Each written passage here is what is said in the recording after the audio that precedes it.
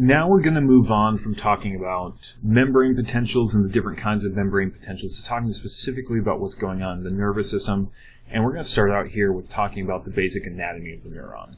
So a neuron, just to recap here, is the basic kind of functional cell of the nervous system. It's not the only cell in the nervous system, as we're going to learn here very quickly. But this is kind of the basic functional cell, or one that's carrying out the basic function of the nervous system. So let's talk a little bit about this. First off, the main parts of a neuron, you're going to have the cell body, which is also sometimes called the soma. And the cell body is going to be the part of the neuron that's going to have all of the things like all the organelles, the nucleus, other things like that. And so this is kind of the main part of the neuron. Also connected off there, we're going to have a lot of things called dendrites. Dendrites are these short extensions of the cell membrane and cytoplasm that go off from the cell membrane, or excuse me, the cell body.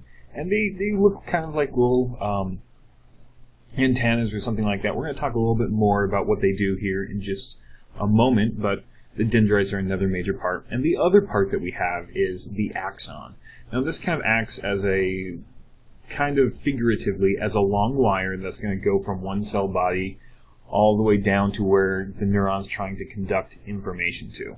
And so the axon is made up of several different important parts that we're going to talk about. First off is the axon hillock, which is the transition between the cell body and the axon. And on the other end, the very end of the axon, we have axon terminals. These are the endings of the axon. It'll often branch into many parts down at the far end and into many axon terminals.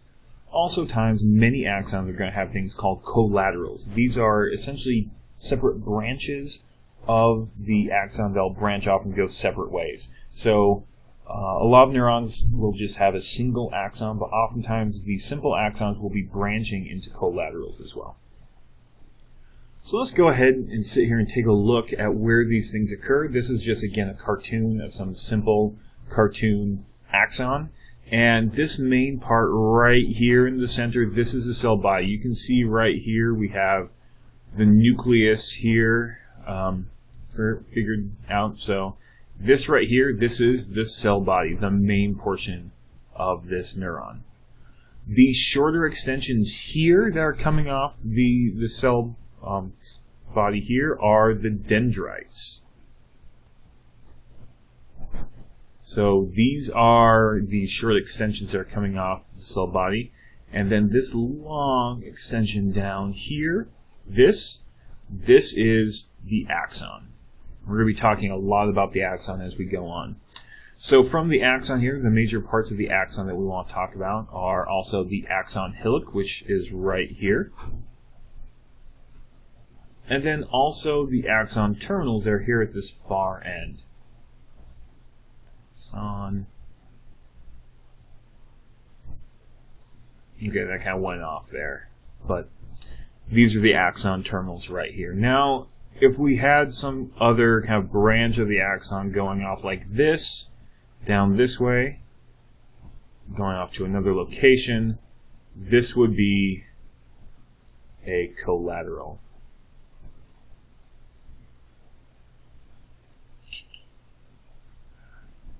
Yes. Now, this is just kind of the most basic type of neuron, the most basic illustration of a neuron. Many neurons that are in vertebrates, especially in humans, are going to have this another major part that we need to talk about, and these are these blue things wrapped around all the way through here. This is what's called myelin.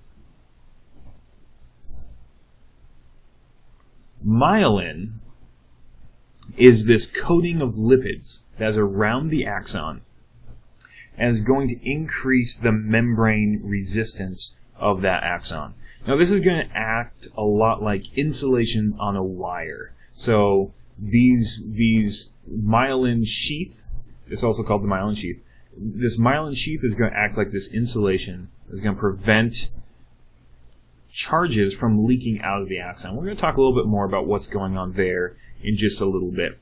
The other thing that we have, you'll notice that this sheath, this myelin sheath, is only occurring in distinct segments, and between them we have these sort of gaps in the myelin sheath here. These are what are known as nodes of Neuron.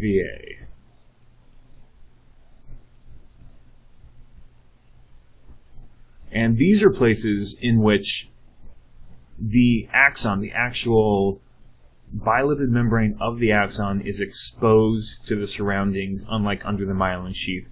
And there's going to be somewhere about a millimeter separation between these different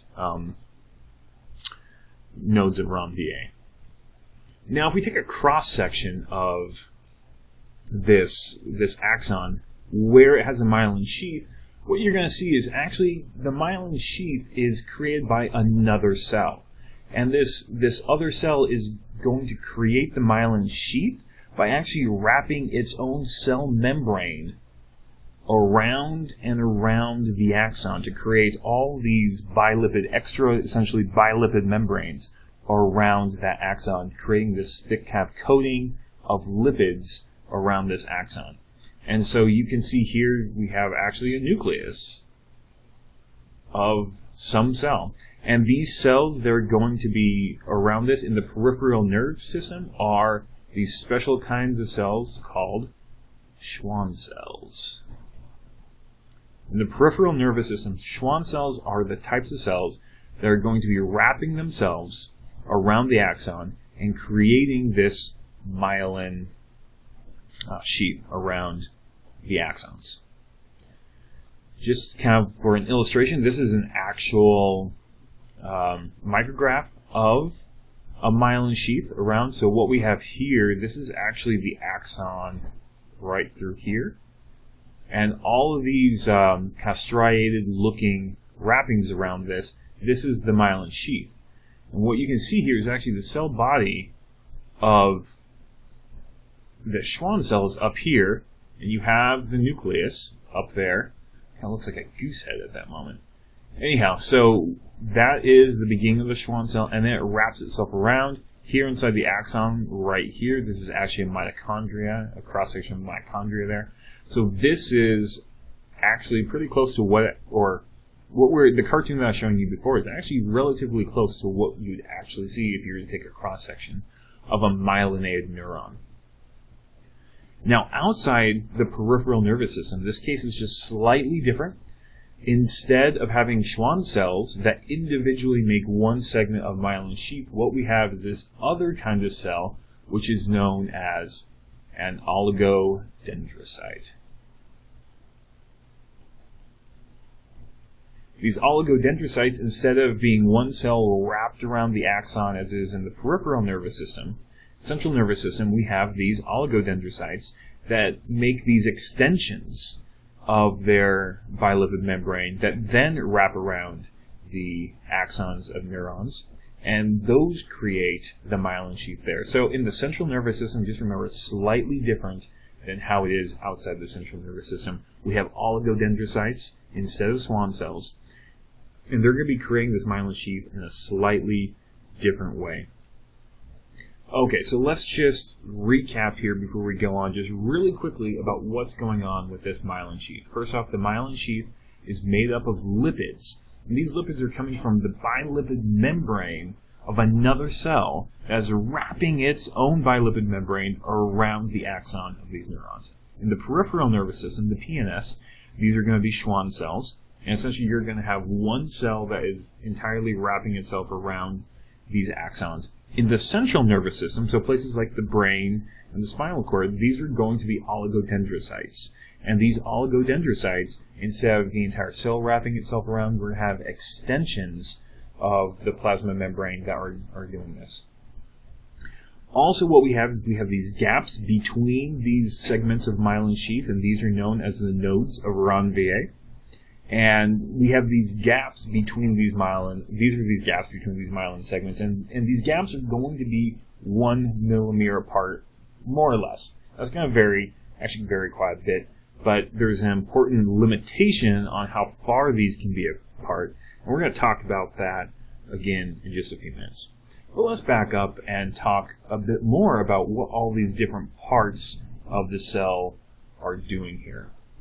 Let's briefly recap what we have going on here. What we have is We have dendrites up here on the left-hand side of the screen. All these dendrites are leading into a cell body. One thing to kind of note with neurons can actually have up to 400,000 dendrites. There are a lot of these. And these are leading into these short extensions away from the cell body. And then going away from the cell body, we have this long wire-like in function type extension that's known as the axon again, and the axon is ending in these axon terminals. And again, we have this axon hillock here in between the cell body and the main part of the axon. Okay, so let's see majorly what do these do. Well, the first thing that we can talk about is here the dendrites and the cell body. Really, this area is pretty much the input zone of the neuron. This is where inputs are going to be put into a neuron. Some signal is going to be received by the neuron in this section.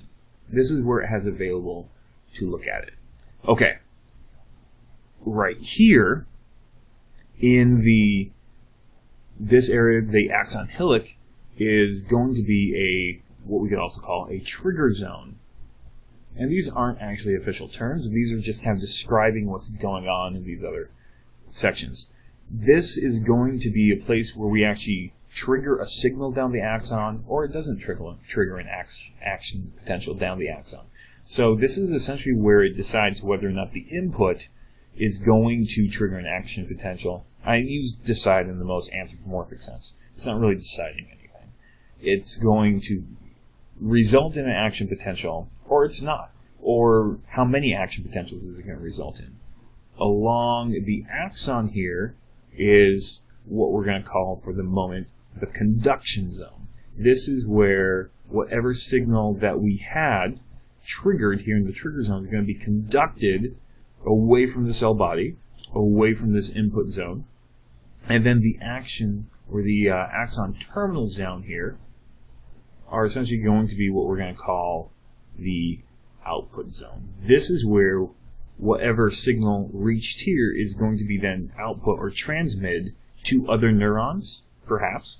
Also, it could be to a tissue, like a muscle tissue or something like that. It's going to give some sort of signal, some sort of output at that point. Okay, so let's step back. Now that we know basically what's going on here, let's take another look at really what kind of potentials do we have occurring in the different parts of the neuron. Well, again, let's look at this cell body and dendrites area, the input zone essentially. And what we're going to be having occur here are graded potentials, not action potentials, but we're just having graded potentials here. So these are potentials that are not all or nothing, and they're going to have a very limited distance that they can conduct. Now, they can conduct, the distance is not too far to conduct down these dendrites into the cell body. That's usually a very short distance. So she can compare it to the axon here.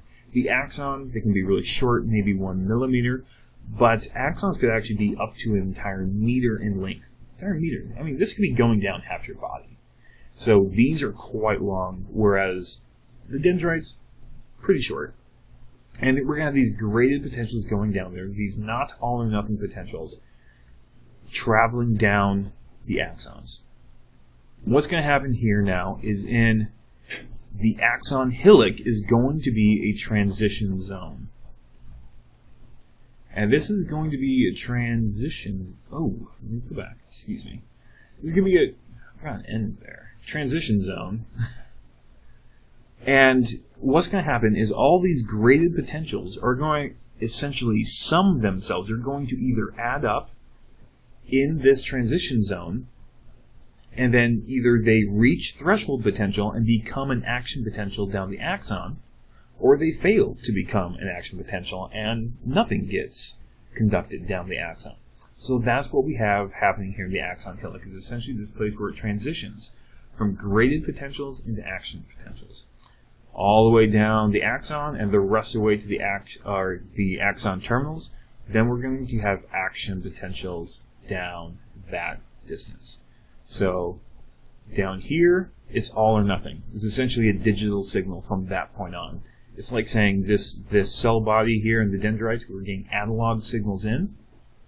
The axon hillock is essentially this analog to digital converter, and down the axon, we're going to have these action potentials, these digital signals.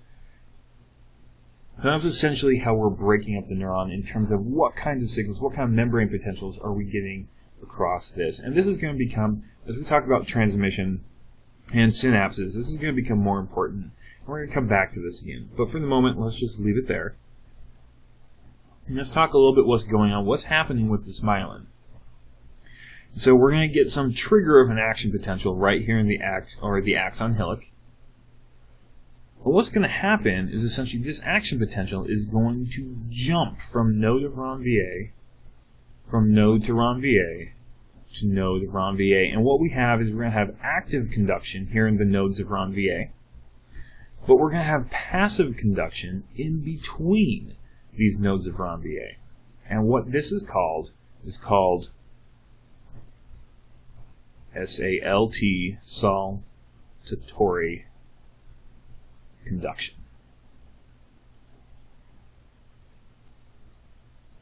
So, because we have myelin in our nerves, now one thing I should preface, not all neurons have myelin. A lot of invertebrates don't have any myelin at all. And that'll come back to have some consequences that we'll talk about later. But all vertebrates, including humans, have some proportion of their neurons that are going to be myelinated, and is going to lead to this saltatory conduction, which is essentially this jumping conduction of action potentials down the axon. So let's talk a little bit about what saltatory conduction is.